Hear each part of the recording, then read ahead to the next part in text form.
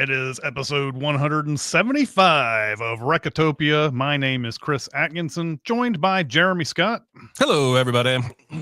And joined by Aaron Dicer. Hidely ho, Solarinos. That's right. And today's big recommend is going to be Sunshine from the year 2007. Danny Boyle directed. We also would like to welcome Chat, who've come out here to watch us talk about movies on a Tuesday. Thank you so much, Chat, for coming out. We appreciate it. Let's get on to our small recommends. Small. And Jeremy, what do you got for us? Small. A movie that I saw several years ago, and then in some kind of conversation with Aaron, I dismissed it. I said I didn't like it. I don't remember if this was in person or on Slack or on a podcast or what. But Aaron was like, "Oh, I kind of thought it was charming." I forgot all about it. And then about 6 months ago, it happens to be on TV. I watch it again. And this time I find it charming. So much so that I showed it to my wife on Saturday and she found it charming. And now I'm going to show it to my mother at some point. It's called The Big Year. It's from 2011. And this is a bird watching movie with Jack Black, Owen Wilson, and Steve Martin. Actually, listen to the rest of this cast. Rashida Jones, Angelica Houston, Jim Parsons, Rosamund Pike, Brian Dennehy, Diane Wiest, Anthony Anderson, Tim Blake Nelson, Joel McHale, Corbin Burnson, Kevin Pollak, and John Cleese. That is quite the cast. Is a stacked cast. This is about 3 different individuals who all embark on what's called a big year, where you try to see as many species of birds in North America as possible within a single calendar year. This is actually based on a true story. They changed the names, they fancified a few elements, but this is based on 3 real guys that did this in 1998, I believe. It's just pretty charming. Jack Black's character has no life whatsoever, no direction, but he loves birds, so he decides to do a big year. Steve Martin is a CEO who's made millions, and he's about to retire, and he's got one last chance to do a big year. And then Owen Wilson is the best birder in the world, who has the record, and everyone keeps running into each other at these locations and denying they're doing a big year. This would be a spiritual double feature with Ben Stiller's Secret Life of Walter Mitty, in that it's got people chasing big dreams in faraway, remote locales with an amazing soundtrack. So there you go. This movie, The Big Year, is on HBO Max right now. It does not have a great Rotten Tomatoes score, but I found it charming. My wife really enjoyed it. And there you go. That's my small recommend for this week. So there are 2 possibilities of what's going on here. I don't remember ever seeing this movie. So one possibility is that I saw it, had a conversation with you, and then it completely left my brain. That is a very real possibility, but I don't remember anything about this movie. I haven't logged it on Letterboxd. So the other possibility is that it was somebody else who told you about this movie, and that is also a real possibility as well, I guess. But it could be somebody else. But it sounds great. I'll have to watch it, and maybe as I watch it, I'll be like, "Hey, I watched this. I remember this now." I don't know. That happens sometimes. But yeah, I remember this coming out, and the reviews turned me away from it. So I just sort of just didn't watch it. But it's always the poster with seeing these guys on it have always made me want to see it every time it comes up. I'm like, these guys, I like these guys. So let's maybe I should give that a shot. And maybe I shouldn't. This is the first time I've heard somebody say something good. I think if you like hanging out with these guys in movies, you're going to have a decent time watching this. Yeah. Yeah. And when you were talking about this on Slack the other day, I confused this movie. I did not delve into what movie you were talking about. I thought you were talking about the Russell Crowe movie, A Good Year, the Ridley Scott directed movie that was like 2006, somewhere around there. And I was like, oh, really? You like that movie, huh? I haven't seen it since it came out. I don't remember that being good or charming or anything, but So yeah, when this popped up, I was like, oh, he meant this. He did not mean A Good Year. Okay. What do you got for us, Aaron? I am going to small recommend a movie that is out on VOD now called The Life of Chuck. So This is one of those, in my opinion, great blind movies. Of course, I feel that way about most movies, but this has a really fun 3-act structure that reveals itself in a really interesting way. So I'll try not to spoil too much of it. I think it's safe to say it is about an accountant named Chuck and what his life is like and what is important in his life. The movie deals in themes of embracing moments, understanding the things people around you are going through, understanding how each of us have this entire world that we're in that other people don't know about, with minutia and multitudes. And it is beautifully written. It is based on I think a story in a Stephen King series of a collection of stories, and it is beautifully adapted here. And I was very moved during this movie. I am susceptible to schmaltz more than most people, I think. So I know for some this may seem a bit saccharine or schmaltzy, but it really, really worked for me, and I think the structure is a big part of that. So. Yeah, I'd recommend checking it out. And again, you may think it's too schmaltzy. It does have too much narration. I will say that's the one negative for me. Nick Offerman does the narration, and it just feels like he's reading some of the Stephen King story, but there's so much of it. I wouldn't mind if it was like the beginning of each act. He did a little narration, but it's just through each act, Nick Offerman will come in and tell us what the characters are feeling and thinking, and it's a little much. But it still worked for me. Yes, this is the Mike Flanagan adaptation. But he usually is pretty straight up horror, right? The TV shows that I've seen, which I also love, yes, are more horror movie than this. This is more sci-fi than horror. Interesting.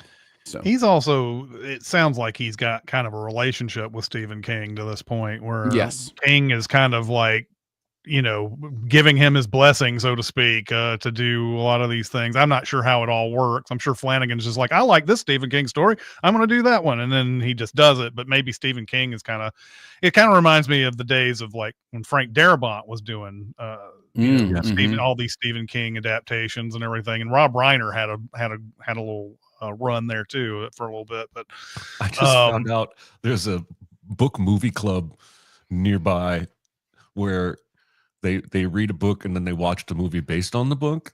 And in the fall, they're doing The Shining. And I was like, what? Like, those are two different comments. It's not, what? Anyway. But you look at Stephen King's adaptations that are coming out. There's so many. Like, there's already been, of course, he already has this long body of work where there's just been tons of material generated from it. But like, look at what's coming out, like just insane amount of things just mined from his stories and everything. And The Long Walk is a big one that's coming out later on. It was like his first book, wasn't it? I don't think it was his first, was it? Okay. I don't know. I'm not sure. For some reason I thought that, but I could be wrong. And somebody's doing a fresh TV show adaptation of that one that everybody always screws up, the Man in the Tower of the Tower. Dark Tower. Dark Tower. Yeah, the Man in the Tower of Darkness, as it's called. The last time they tried to do it, they were like, "Let's fit everything into one movie." For some reason, that was weird. Let's not make that a franchise that everybody would have probably adored if anybody would got behind it or anything. So. Yeah, he is. If you look up prolific in the dictionary, it's Stephen King's picture next to it. It's insane what he generates, and I think a lot of the reason so much of it gets adapted is his attitude towards adaptation is so good. Like, he's just like, I wrote my stories. Go ahead, adapt it however. Like, he doesn't get precious about it. He gets upset when it's wrong or whatever, but he doesn't. But he still lets it go into the world. Like, so it's really interesting that way. Yeah, famously hated The Shining because it took away from what the whole story was about and everything. Right. Even though, if you've never read The Shining and you watch The Shining, you're like, oh, that's a great movie. But the chat says Flanagan's also the one doing the Dark Tower. So there not appears surprised to be a bunch of trust there between King and Flanagan. Yeah. Yeah, I would say so. I went to the theater over the weekend and watched the movie Weapons, which I believe was #1 domestically over the weekend. That was a Easily. shocker to me. I had no idea that this was on that kind of a track. I think I saw like a preview of this maybe one time. Mm. And when somebody told me they were going to go watch it, I was like, what's that movie? And I decided to do the Aaron Dicer thing and not watch trailer. So, but this movie is got the premise of basically one morning at 2:17, all these kids in this one classroom all get up from their beds and run out, and nobody sees them again. And so the whole thing is basically, so you have one kid who has survived in the classroom and the teacher. The teacher's played by Julia Garner. And of course, if something like this happens, of course, everybody's going to blame the teacher. What did you do? Why did you do something with these kids that made them run out of the house at 2:17 exactly? And so she is dealing with the town on all of this. Meanwhile, we have a father played by Josh Brolin who is very righteously angry about it and thinks that Julia Garner's behind it and wants to figure it out. But he's going very deep on his investigation of it and everything. Basically, this movie goes through 5 or 6 perspectives of, it doesn't tell a linear type of story until it finally gets to some sort of apex point. And I don't want to tell you too much about this because you kind of want to figure it out yourself. And that's the marketing of this movie too. The marketing of this movie was basically, we're not going to tell you anything. This is what it's kind of about. Do you want to see it or not? Apparently a lot of people did. But this is the same guy who did Barbarian. Now, I don't know what you guys think of Barbarian. I really liked Barbarian. I thought that was a unique perspective on horror movies. It was never anything that you could put your finger on where it was going, and was quietly hilarious through moments of it. This movie is hilarious in so many spots, like you would never expect it to be. Just laugh out loud funny with the subject matter involved and everything. But yes, know as little as possible when you go to watch this, although it may be impossible at this point considering how big of a movie it is. But go in there and see it. As if you haven't seen it, go see it with as little as possible. Maybe see it with a crowd, although my crowd was very good. Did not say a damn word the entire time. There wasn't even crinkling of popcorn bags. That's how quiet it was in the movie theater. So you can find yourself a decent crowd and people who are being civil. Then you can this movie is great to watch in theaters right now. So there you go. I agree. This has just been a great summer for movies. There's been several that I've really, really liked, and Weapons is another one. The humor was just completely caught me off guard, and it's so good. And our theater was rolling through this movie at points, just like it's not the easiest tone to balance, when you're doing a dark story like this and having it be this funny, but just the way he edits some of these responses, some of the visuals, what it does is it creates almost an authenticity to what's going on, because it makes it feel like it's existing in a real world where people would be like, what? Instead of, because in most horror movies, people are like, they're always scared and it's always dark and everybody's, but real people, if they saw some of this stuff, would just be WTF. Like, it would just be like, that would be their reaction. And I think that gives it this kind of bit of authenticity to what goes on in here. Plus, it's structured really well. It develops really well. It's the performances are incredible. Austin Abrams, who plays a druggie in this movie, might be the MVP for me. He's breakout performance. Yeah, he's so good. You may remember him from Euphoria. If you watch Euphoria, he has a fairly decent role in that. But and it's always good to see Toby Huss show up. Love that guy. He's good here too. Benedict Wong, who we'll talk more about on this episode, I'm sure, is really good in this too. So yeah, just lots of really good things and just a really great watch. Very entertaining.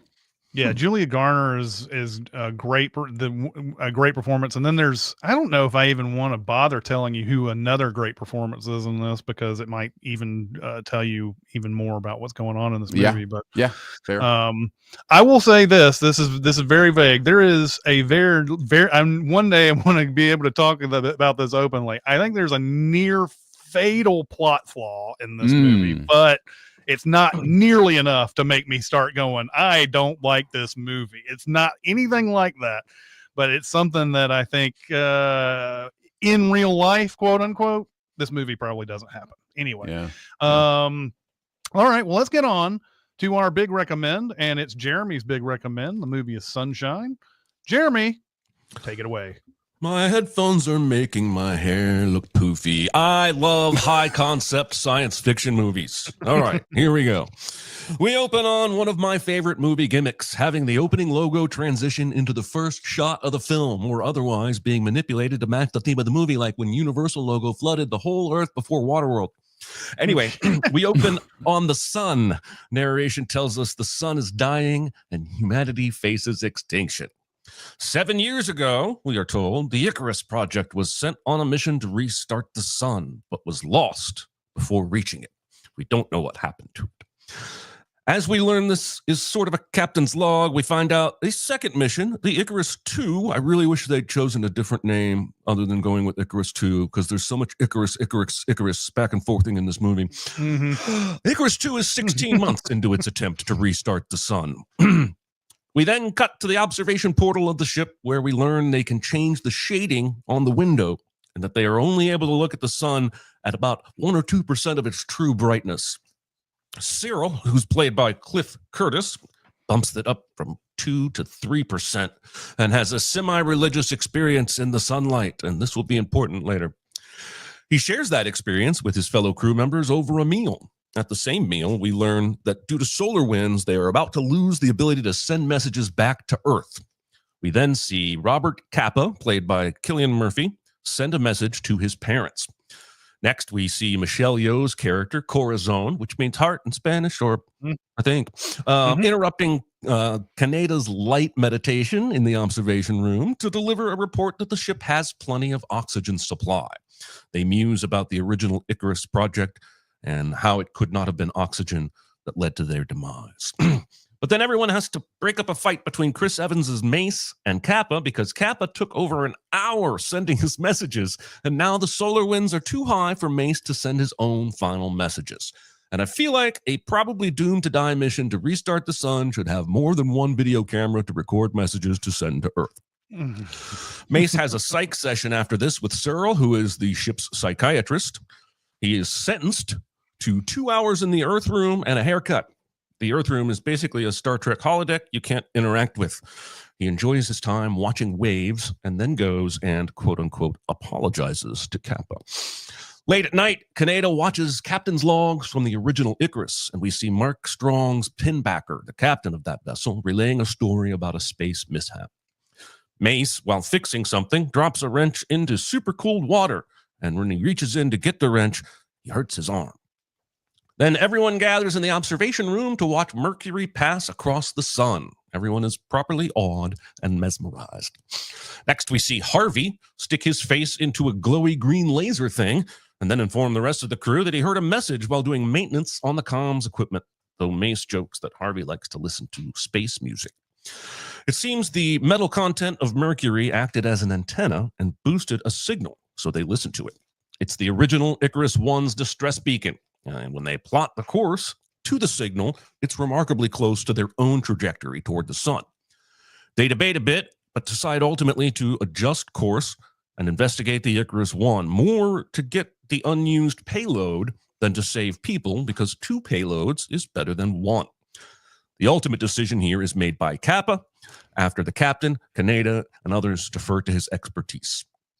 As the ship slingshots around Mercury, we see that Searle is still using the extra bright observation room to essentially trip out and get high, though we cannot know for sure if his buns are out while the sun's out. I am immediately sorry for that. Missed opportunity. Completely missed opportunity. Anyway, an alarm goes off and wakes everyone up as they learn that when the new course was input, Trey forgot to also recalibrate the shields. And now the sun, Trey is Benedict Wong, by the way, and now the sun has done some damage to their ship. But the sensors are dead, so they have to go out and inspect it manually to find out what's wrong with the panels. The captain volunteers and no one tries to stop him, which is odd because Star Trek has taught me that the captain can damn well go on any away mission he wants to, but not without someone reminding him that he's the captain and he should stay on the ship. Then, inexplicably, Mace volunteers Kappa to be the other man and everyone just accepts it. As they gear up the two men to spacewalk, I think it's worth pointing out that Searle is currently wearing his sunglasses in regular lighting, the ones that he wears to trip sunshine balls in the observation room. Okay, I gotta stop here and say I love the ugly, clunky gold spacesuits. And apparently the snout was inspired by Kenny from South Park, and that is not a joke. And when you learn that, you can't unsee it. But I love these suits. And I love the spacewalk sequence. You can feel the danger and the claustrophobia, especially with Kappa. I do think that Cillian Murphy is the standout performance of this movie and really gives it what weight it does have. All right, we hear some scary noises, but Mace informs us that it's just the metal on the shield expanding and contracting after having been moved into a new position relative to the sun. Corazon snips that she already knew that and calls Mace a flyboy, and I don't understand this insult. Is piloting this spacecraft not something these scientists respect? I realize no one likes Mace, but he was just trying to calm everybody down. We also get a very cool visual reminder of the sheer power of the sun's heat as it instantly burns away most of the edge of one of the ship's rotating antennas that is exposed to the sun after the shield realignment. And I'll just stop here to say, anytime anything in this movie goes into the full sunlight and gets poofed, I find it very satisfying, even when it's hard. At the first panel, the spacewalkers find the hydraulics are burnt out and easily fix it. On the rotating antenna's second pass into the sunlight, somehow sunlight is redirected and hits Icarus II, damaging the garden. But the crew doesn't know it at first. However, once the ship starts venting oxygen and moving because of it, they realize something's wrong. They try to override the change in course, but the computer does a HAL 9000 impression and refuses to let them. Mace refuses to join Cassie, who is Rose Byrne, and I'm not sure I've mentioned her yet, and that's weird. But anyway, he refuses to. Oh, no. We have lost Jeremy. Please stand by. Oh my God! I hope he's not sitting there like running through this. He probably is. He probably is. He probably is. Man. We'll have to remember where he left off. Am I back? He's back. Yeah, he's back. On my end, it was you two that went somewhere. Where did it? That's the way it is.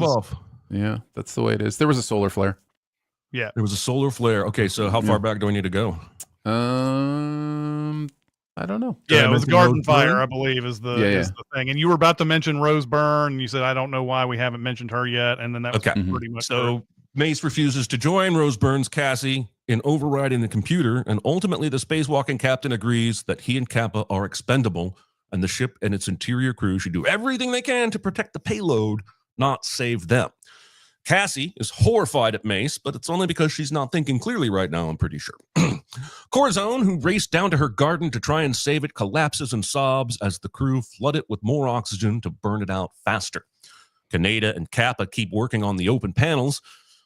They all have to be closed or the mission is screwed.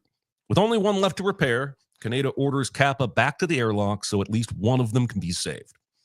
As Kaneda floats into the sun's power, Searle, who now has obvious burn marks on his face, begs him over the radio to tell him what he sees. And I think it's clear Searle has become one with us. I think it's clear Searle has a becoming one with the sun addiction, and the rest of the crew should lock him in a holding cell. Kappa barely makes it behind the shield before the full sun effects hit the ship. In the wake of the tragedy, Trey is deemed by Searle to be a suicide risk, though Searle somehow doesn't see a suicide risk when he looks in the mirror. Anyway, Trey is sedated. Harvey, who was second in command, assumes control of the ship. We learn this weirdly while Harvey seemingly records a captain's log right in front of the rest of the crew, as no one notices Cyril picking charred bits of skin off of his face except for me. The oxygen garden, we learn, is completely dead, and a bunch of their stores of oxygen burned up in the fire. They don't even have enough oxygen to get to their payload delivery point. Actually, wait, no, they have enough oxygen to get there if 3 of the current crew members die really soon. At this point, it's decided there's no option but to intercept Icarus 1 for its possible oxygen supplies. They pull up to the Icarus 1 and combine the 2 ships' sun shields. Then they detach and move their core ship over beside Icarus 1's core vessel so they can dock and board it. As they step aboard, we, the audience, get Tyler Durden-style quick short-frame flashes of scary faces and other disturbing images and quick snapshots. It's weird and foreboding and never really comes back in any important way. Icarus 1 is full of dust, which Cyril notes is usually made up of 80-some% human skin. This could be important later. The crew splits up to cover ground faster. They quickly discover that the Icarus 1's oxygen garden is alive and thriving, meaning it's producing oxygen. They find plenty of water and food. Everything is just caked in dust, but they don't find the crew. In the oxygen garden, Harvey finds the vegetation lush and too thick to really move through it. Just then, a message from Pinbacker, the commander of Icarus 1, springs to life on a screen in the cockpit where Mace is. It states that they have abandoned their mission. All Icarus 2 crew members can hear and see this message, by the way. Pinbacker rants about foolish dreams and not challenging God. They determined the message was recorded around the time Icarus 1 should have been delivering the payload. Kappa finds the payload and determines it is in fine shape. However, Mace finds the cause of the distress signal, and it's a sabotage bit of coolant tech. And we cut to a somehow no longer sedated Trey back on Icarus 2, and he looks like he's going to do some shit. Cyril, of course, goes to the observation room, and there he finds the crew of Icarus 1 dead, having been burned by the full power of the sun. It is as disturbing as it sounds. Suddenly, something breaks free, and the ships are decoupled violently. The damage means they can't dock again, and since all 4 crew members came over to Icarus 1 without spacesuits, it means it's time for one of my favorite sci-fi scenes ever as they try to MacGyver a way for them to use cold shielding blankets from Icarus 1 to Star Trek Into Darkness their way back onto Icarus 2. Hold on to your butts. They find a single spacesuit, but before they can send back Kappa, who is the physicist and the only person capable of delivering the payload, Harvey shows his true colors by insisting he be the person allowed to live. And it's at this moment that the IMDb note saying they named this character Harvey after Danny Boyle's negative interactions with Harvey Weinstein on Trainspotting finally and fully makes perfect sense. The best line in the movie is when Mace says to Kappa that they'll use the exploding air force of Icarus 1's opening airlock to shoot him into the open airlock of Icarus 2, and then ends his sentence with, "And so will we." And Corazon says, "Without suits?" And I just think it's really good writing to kind of build the tension up there. They realize one of them has to stay behind to manually operate the airlock from the inside, and that's a cool wrinkle.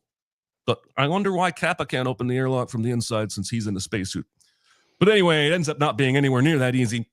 And only Kappa and Mace make it as Harvey is lost to space, and there's a tiny poof of an explosion as Harvey floats outside the range of the sun shields.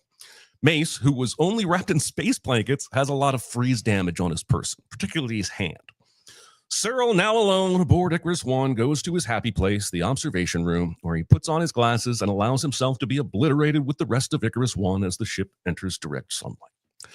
The remaining crew on Icarus 2 discovered that someone had uncoupled the airlock that caused the explosion, and by process of elimination determined that it was Trey. Complicating the issue is that there's now only enough oxygen for 4 crew members to make it to the bombing location. For the sake of the mission, they decide to kill Trey, with Mace volunteering because of fucking course Mace would volunteer to do murder. Cassie is the only holdout, but Mace decides to do it anyway, only to discover that Trey has already killed himself. Mace puts the blame for all the deaths squarely on Kappa, and he literally wipes Trey's blood on Kappa's hand, and that's it for Kappa. He snaps, and the 2 men are once again fighting. But this fight ends as quickly as it started, as the women disdainfully leave the panting men behind in the hallway, reminding them oxygen is low and they should limit exertions, which I guess means no one is getting any tonight. Icarus tells Kappa the astronauts are dying. He says he knows that. They just need to live long enough to deliver the payload. And Icarus chillingly replies that Kappa will not live long enough to do that. There just simply isn't enough air. They're going to be dead in 16 hours. It is then revealed by the computer there are 5 crew members aboard this ship, even though there should only be 4. And have you figured it out yet? Kappa learns the 5th crew member is in the observation room. And when he arrives, it's super freaking bright in there. And there's a figure lying on the ground. The figure asks if Kappa is an angel, if the time has come. He's been waiting so long, he says. The man turns out to be Pinbacker, whom Kappa recognizes, only for Pinbacker to attack and knife slice it. It was Pinbacker who boarded Icarus 2 back when the 2 ships were docked and then manually decoupled the airlock, not Trey. Kappa runs out and orders Icarus to go to full sunlight in the observation room to try and kill Pinbacker, but it doesn't work, and he is pursued into an airlock where Pinbacker traps him inside by locking it outside. Pinbacker then tries to disable the ship by removing its mainframe computers from their cooling tanks. In the destroyed and flooded oxygen garden, Corazon finds a living plant growing, but is then stabbed suddenly by Pinbacker and killed. Shortly after that, power to the ship shuts down, which wakes up Cassie and concerns Mace, who goes looking for the problem and finds the mainframes out of their coolant. Meanwhile, Cassie is in the hallway and spots Pinbacker, who attacks and chases her. Mace manages to get enough power to speak to Kappa and learn about Pinbacker being on board, but then he has to dunk himself in the hyper-cold water to manually resubmerge the mainframes. He partially succeeds in restoring power, giving Cassie enough light to see and attack Pinbacker before she retreats into the body of the payload. Mace radios Kappa and tells him to change the ship's course manually. He then is trapped by one of the mainframes, crushing his leg, and he dies. Kappa puts on a spacesuit and welds a single hole in the interior airlock door and then blows the outer airlock door, which in turn blows the inner locked airlock door, and it's a super clever bit of science.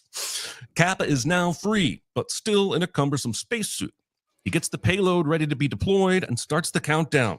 He falls down in his suit, but then, after screaming, wills himself back to his feet. He then boards the payload just as it launches, and the Icarus is destroyed in the sunshine. But on board the payload, the first thing he spots is a bloody handprint. As the payload races toward the sun and Kappa moves forward into a large chamber, he finds Cassie. But then Pinbacker shows up and attacks Kappa. He holds Kappa out over a ledge until Cassie runs and jumps on Kappa, pulling him down and causing them both to fall and slide as the payroll rolls around, dancing towards its fate. Cassie tells Kappa to finish it, and apparently this thing won't explode if he doesn't do extra shit here on board the payload to actually arm the thing. That's wild. Anyway, he finds his way to the thing, turns the thing, and presses the thing, and then, just before he's obliterated, Kappa enjoys a serene moment of awe at the power and beauty of the sun. The deathly, life-giving star he'd fought so hard to revive, somehow peaceful as it engulfs him. Back on Earth, Kappa's family members are building a snowman and watching his final video transmission. They then look up on their way home and see the sun suddenly growing brighter as we see the Sydney Opera House in the background, indicating this previously frozen tundra is Australia. And that is Sunshine. Gentlemen, what did we think? It's hard to know where to start on this movie. I think I like this movie through its first half, and then the second half really brings it down for me.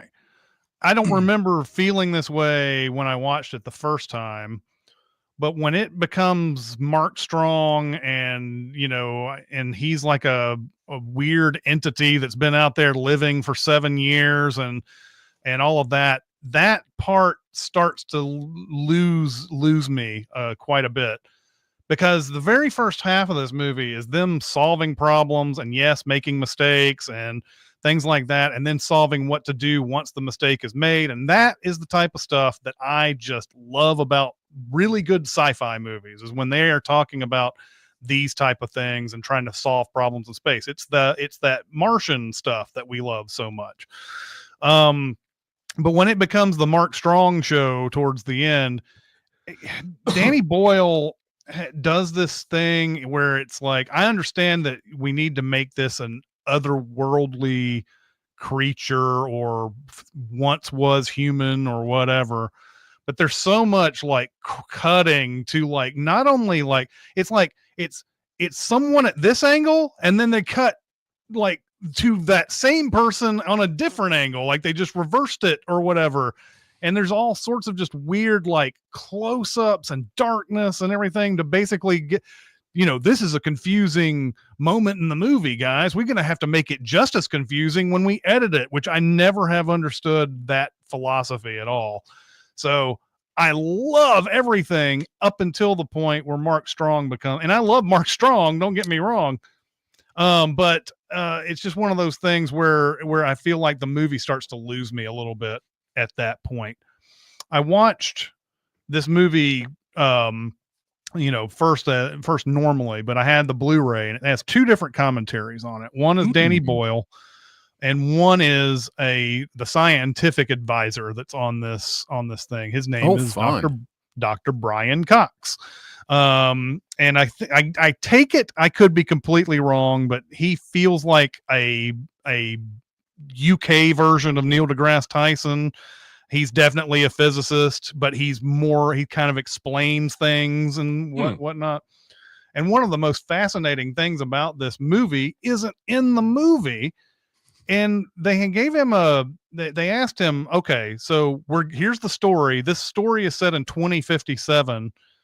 We cannot, and the sun is dying. We're not going off of that. So whatever you say about this, we're not going off of that. And he's like, well, that's weird right off the bat because the sun's got 5 billion years of life left in it. So the fact that it would be dying in 50 years is weird, but I came back with an explanation. He came back with an explanation that is not in the movie. I wish it was, because all it would have taken was like a couple of things to get it into the movie.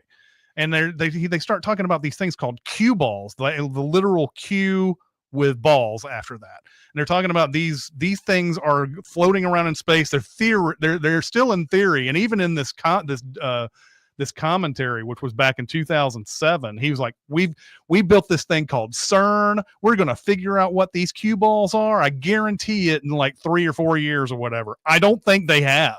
I don't think they have figured it out.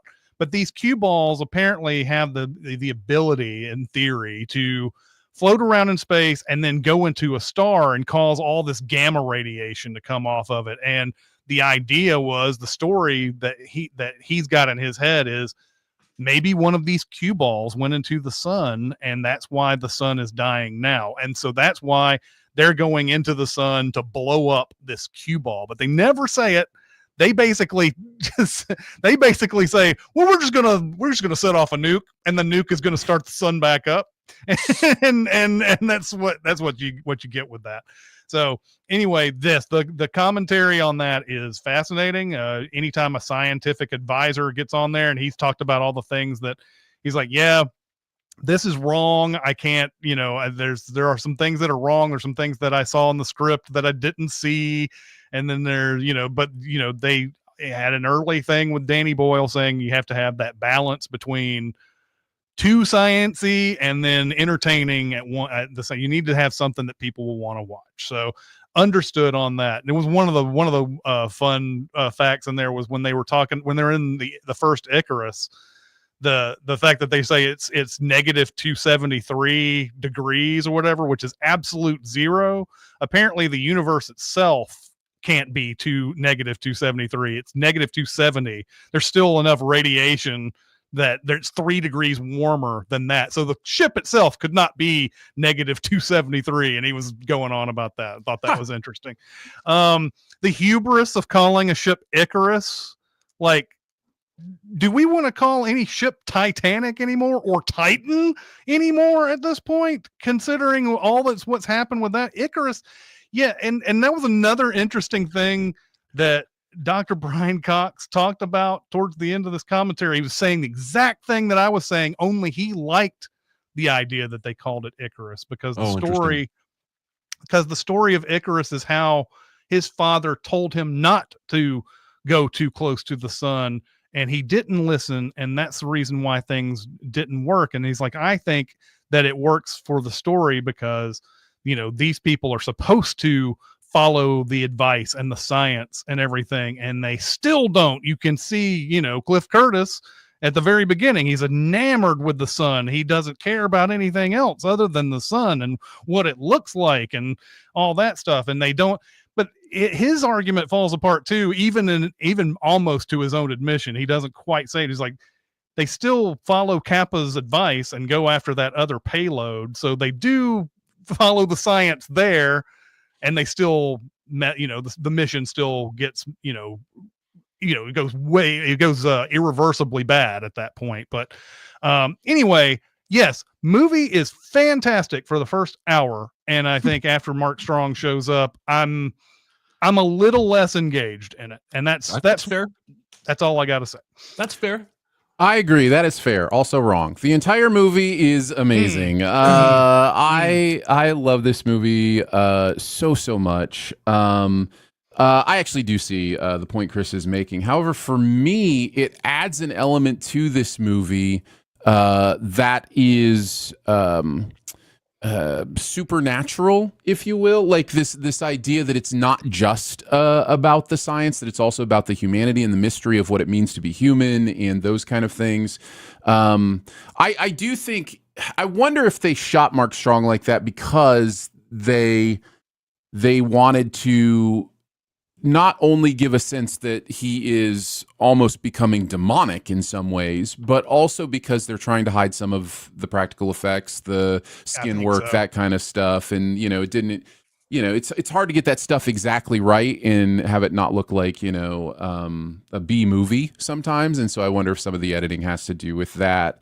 But I really like that not only do we have Mark Strong, who has found this religion almost, aboard his Icarus, but we see that the Cliff Curtis character is going down that same road. Like we get a sense. It's interesting how the movie does like backstory for Mark Strong through a different character. I thought that was really genius and interesting, and just the idea that the sun madness is a possible thing, right? That it's something more than one person could experience. Yeah. Okay, so here's some of the things I love about this movie. I think this cast is just astounding. You look back at 2007 versions of all of these amazing actors who we have come to know as like all-time greats. Cillian Murphy, Michelle Yeoh, Chris Evans, Benedict Wong, Cliff Curtis, Mark Strong, even Hiroyuki Sanada, doing great work. Like it's just incredible. And it's just really impressive to see them. I wanted to pull out specifically Benedict Wong, who I just thought was amazing in this movie. And recently watching Weapons was like, seeing him in the Marvel universe is fine. It is what it is, but man, he's a great actor and he does such great work. And I'm always excited to revisit movies like this where he's doing great work. Like he's also in The Martian. He is also in The Martian. There are a couple scenes I wanted to pull out as my favorites. One is the unanimous decision scene. The way it is structured, the way it is written, the way it is shot, all leads to this really incredible tension. And it comes to Rose Byrne saying, "You're saying it has to be unanimous, and I'm not giving you a yes." And in that moment, we see how shallow that promise was and how destructive and powerful ego is in that it really didn't matter. It was always going to be the way Mace wanted it to be. And I find the Mace character so interesting because in many ways he's Spock, like in theory. In many ways he's take the emotion out of it, no nonsense, do what makes most sense for the mission. Our lives are expendable, their lives are expendable, needs of the many outweigh the needs of the few. But he's missing the empathy of Spock, which is an interesting, thing, that human side that finds empathy in sacrifice. And so the fact that he gets a sacrificial death, I think, is meaningful. That he does sacrifice himself for the mission means in the final moment, it wasn't just shallow. It wasn't just talk. He really meant it.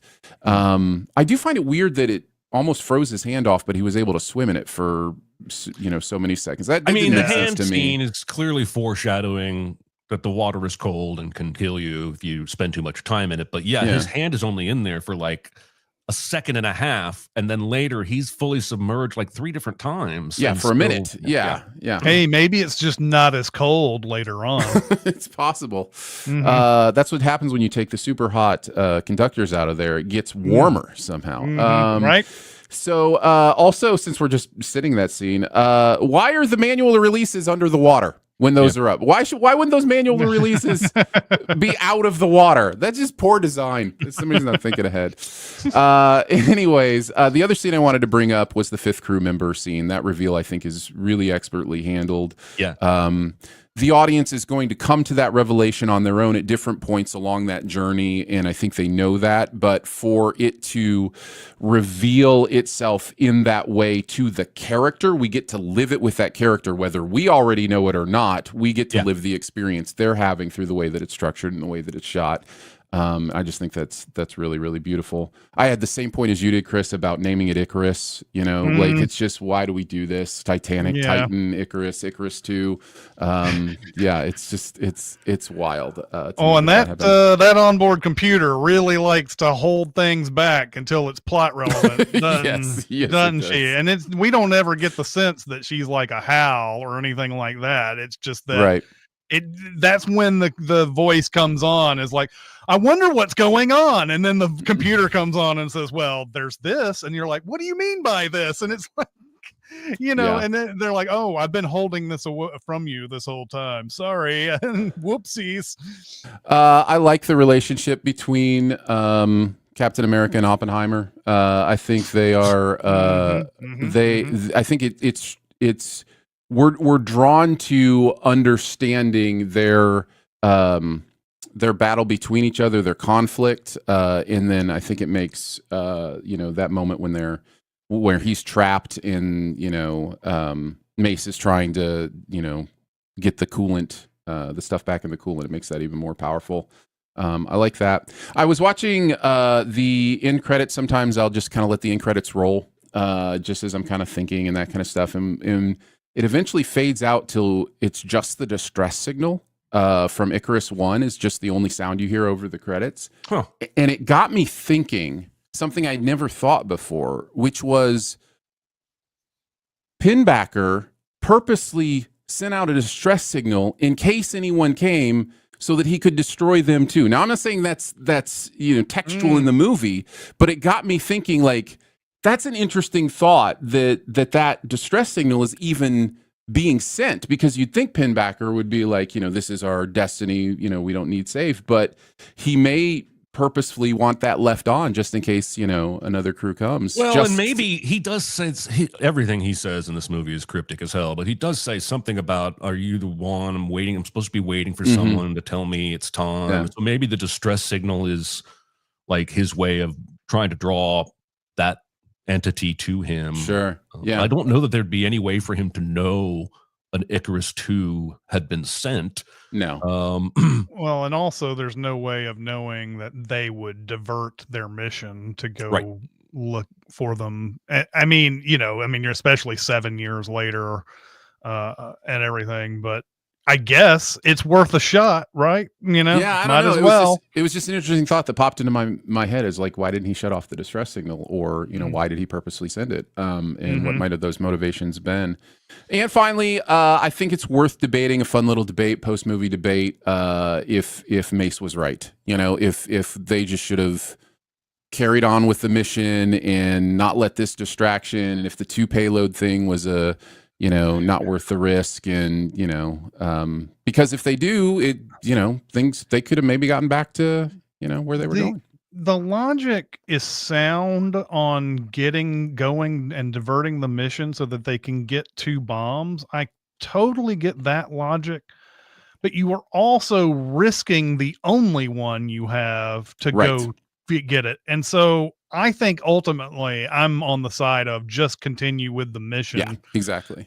Because yes, while there's no guarantee the one bomb will work, if that's the case, then the two bombs are, I mean, you have the same amount of probability with the two bombs, I feel like. So I didn't watch any commentaries or read much up on it, but I kind of took it to be a fairly overt, like Aesop's fable, kind of like, I've got the rock in my mouth, I see another rock, but in going for the other rock, I lost my first rock. Like, yeah, maybe not. Maybe that's. I think about that fable all the time, so maybe I'm just applying it because I want to. But and I mean, certainly see the logic in what you're saying. That Mace might have been right. I agree.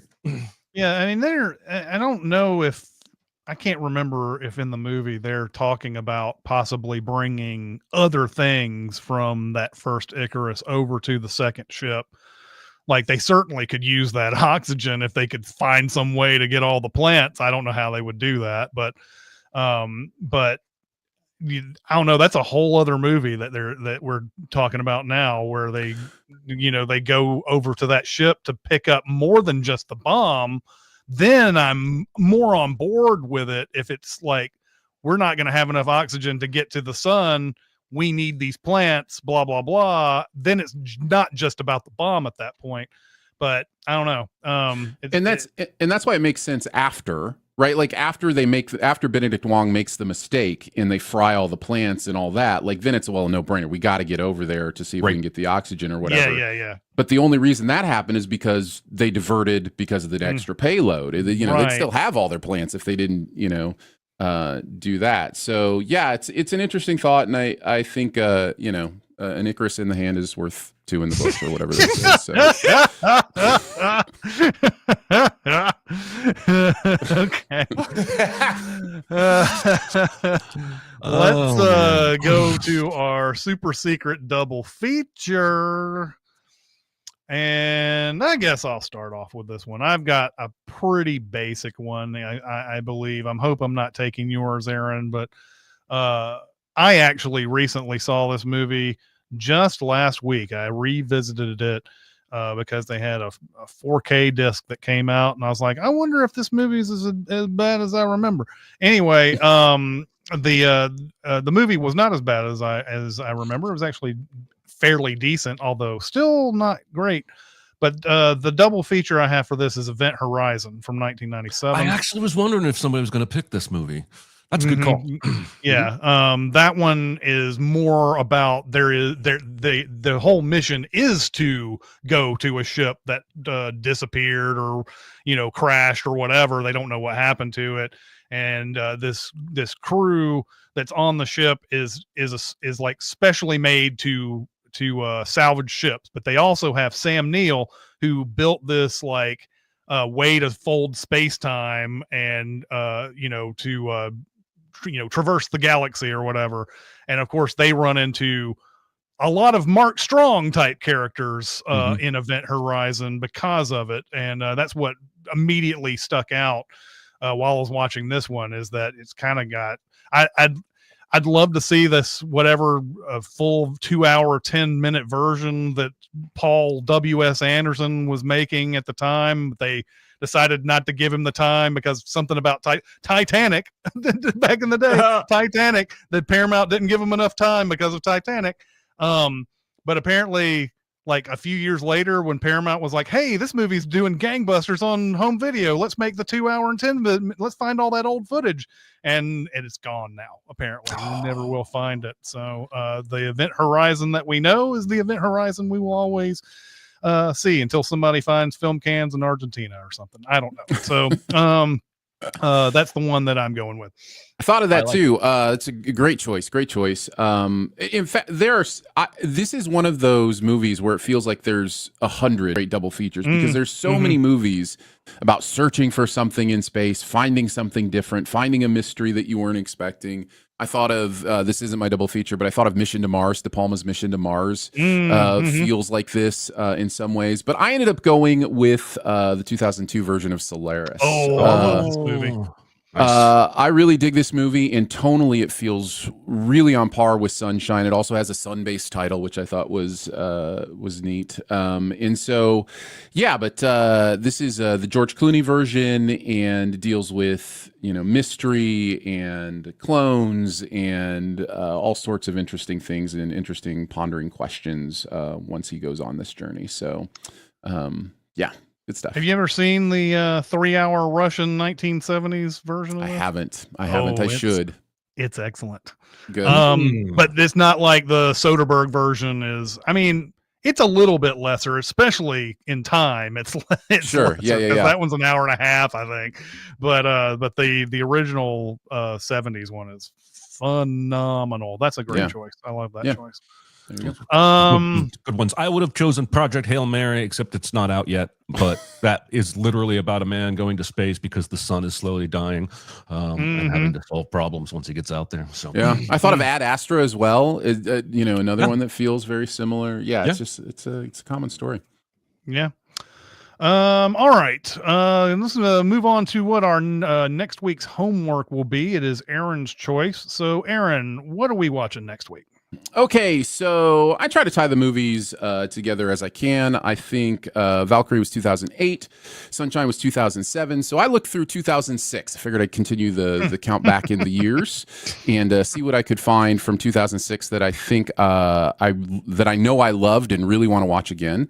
Even though it's a very tough watch, I'm going to make us watch Apocalypto. Oh my God. This is Mel Gibson's 2006 movie. It is, again, a tough watch, but I think one of the most incredible action movies I've ever seen, and some of the themes it deals with are really, really powerful. And I'm looking forward to, strangely, watching this movie again and digging through it. So, yeah. Yeah, it's pretty grossly violent, I remember. Yes.